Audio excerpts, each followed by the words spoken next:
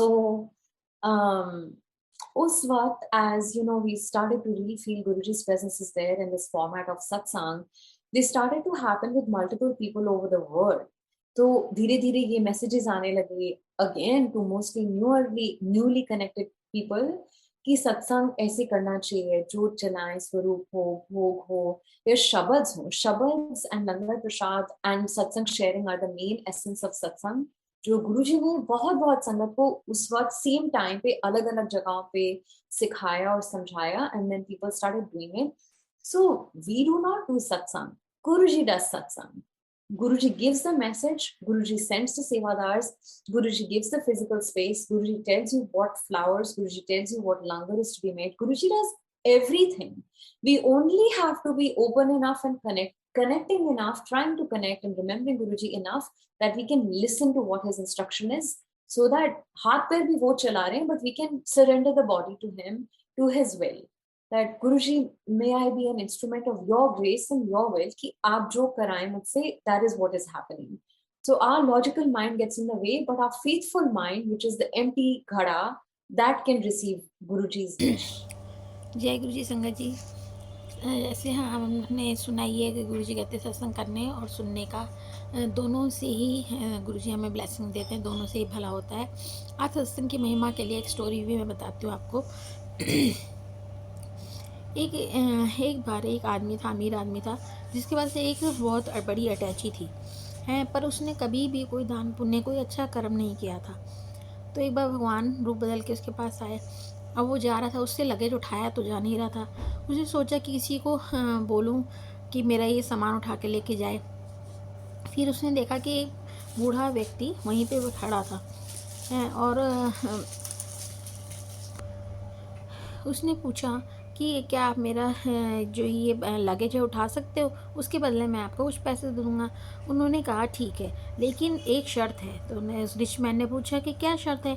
तो उसने बोला कि इसकी जगह, इसके बदले में तुम्हें मैं सत्संग सुनाऊंगा, तुम्हें वो सुनना पड़ेगा। उसने कहा ठीक है।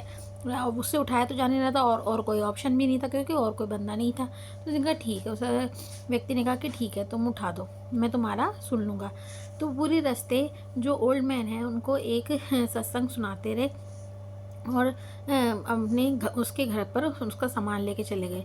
फिर उस व्यक्ति ने बोला कि अभी तो रात बहुत हो गई है, ऐसा करो आप कहाँ जाओगे, ऐसा करो आज मेरे घर में ही ठहर जाओ।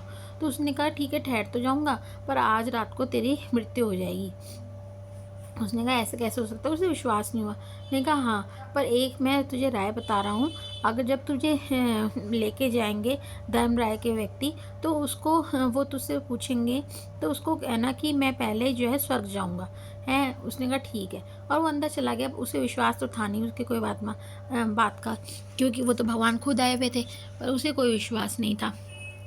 वो अंदर जाके सोचा कि ओल्ड मैन है, ऐसे ही बोल रहे हैं, अंदर जाके सो गया। थोड़ी देर में जैसे निश्चित था, मृत्यु आई और धर्मराय उसको लेके गए। जैसे ही वो लेके जा रहे थे, मारते हुए से घसीटते हुए लेके आए। फिर उन्होंने देखा कि वहाँ पे उससे पूछा गया कि भाई इसका लेखा जोखा बताइए। चित्रगुप्त जी ने बताया कि इसने तो कभी कोई पुण्य नहीं किया, हाँ बस ये जो है इसने थोड़ी देर के लिए 4 घंटे का जो है, एक पूरे जीवन भर में खाली 4 घंटे का जो सत्संग किया है उसी का ही एक वो है, उसका फल है। तो उसने कहा ठीक है। तो आप धर्मराय ने बोला कि आपको 2 ऑप्शन दिए जाते हैं, यहाँ तो आप नरक में पहले चले जाओ, यहाँ आप स्वर्ग चले जाओ 4 घंटे के लिए, जो आपकी मर्जी हो। तो उसने कहा कि ठीक है। फिर उसे याद आया कि ओल्ड मैन ने मुझे क्या बोला था। उन्होंने कहा कि मैं ना पहले स्वर्ग जाऊँगा। अब वो उन्होंने कहा ठीक है। तो वो जो सेवादार थे उसको घसीटते हुए और कह रहे कि दरवाजे के बाहर खड़े हो गए और अंदर धक्का मार दिया कि जाओ, अंदर जाओ और 4 घंटे बाद हम तुम्हें यहाँ से ले लेंगे। मैंने कहा ठीक है। वो अंदर गया तो स्वर्ग में वहाँ पे सारे के सारे मंत्र जाप कर रहे थे, भगवान का पूजा पाठ कर रहे थे। इतना डिवाइन वो जगह थी, बहुत ही सब जो बहुत ही शांत वातावरण था। वो बहुत खुश हुआ और वो भी एक जगह जाके बैठ गया और भगवान का स्मरण करने लग गया है। लेकिन वो थोड़ी देर में जो है घबरा रहा था। जैसे 3-4 घंटे बीते, अब वो सोचने लगा कि अब तो मुझे ले जाएंगे। फिर वहाँ पे एक व्यक्ति ने कहा कि वही बूढ़े व्यक्ति उसे दिखे। तो उसने कहा कि क्या हुआ, तुम इतना चिंता में क्यों हो। तो उसने कहा कि भाई मेरा तो 4 घंटे व्यतीत हो गया है, आप यहाँ पे कैसे। हैं। तो उन्होंने कहा कि अब मेरा तो 4 घंटे व्यतीत हो गया, अब तो मुझे ये लोग मुझे मार के ले जाएँगे, नरक में भेज देंगे। तो उन्होंने कहा कि नहीं, जो तुमने 4 घंटे सिमरन किया और उसका फल से तुमने यहाँ पे आके अभी सिमरन किया, वो वहाँ के जो सेवादार है वो इसके अंदर नहीं आ सकते। सिर्फ 4 घंटे का सत्संग से उसको जो है स्वर्ग में जगह मिली। अगर हम चाह के करेंगे और रोज़ सत्संग सुनेंगे तो उसका क्या फल मिलेगा। इसलिए सत्संग को सुनने से के बहुत फ़ायदे होते हैं। सत्संग करना और सुनना दोनों ही चाहिए। जय गुरु जी। अच्छा लगा हो तो लाइक कमेंट कीजिएगा। जय गुरु जी।